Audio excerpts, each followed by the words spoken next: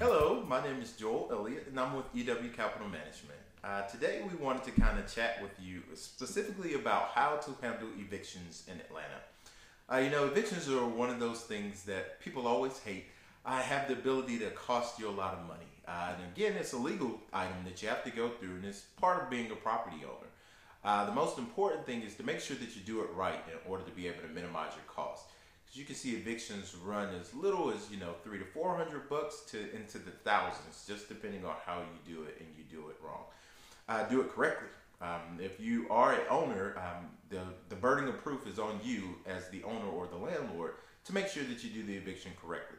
So one of the first things that you want to do if you have to go through the eviction process is you don't want to delay. You want to make sure you get it taken care of and get it taken care of timely. So as soon as the default occurs with the tenant, you want to make sure that you file or send your 3-day pay or quit letter. That's the formal letter that you have to send, which is your demand for payment, to let people know, okay, you have to make the payment and give them an opportunity to be able to cure the debt. And you may have to produce this in court once you actually get there. If your tenant doesn't respond or pay the rent then, that's when we move to step 2, which is filing a dispossessory warrant. Dispossessory is typically filed in the magistrate court of the county in which the property is located. So, you'll want to go, if your house is in Fulton County, Cherokee, some of those counties allow for you to file online, so you definitely want to check that out.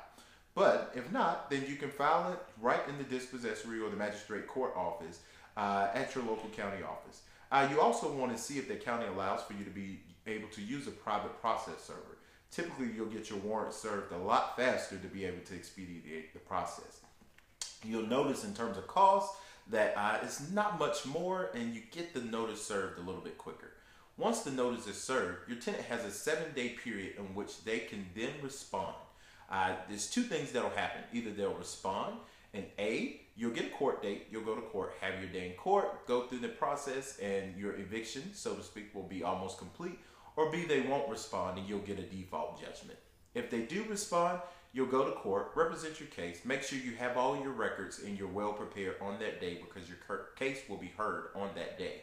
Once the dispossession is complete, the judge will typically issue a writ of possession. Once you receive the writ of possession, that's when you'll now officially have completed the eviction process. You'll be able to go to the local marshal's office if your tenant does not leave in the specified time in the writ. Your marshal's office can assist you by helping you remove the tenant from the house. You'll, of course, have to hire an eviction crew or have 5 or 6 family members with you to assist if it ever comes down to that. But the hope is that your tenant will just go ahead and leave at that point and you'll be set free, so to speak. Hopefully this information was helpful to you today. And again, if you have any questions, feel free to give me a call or shoot me an email. Thanks so much for listening.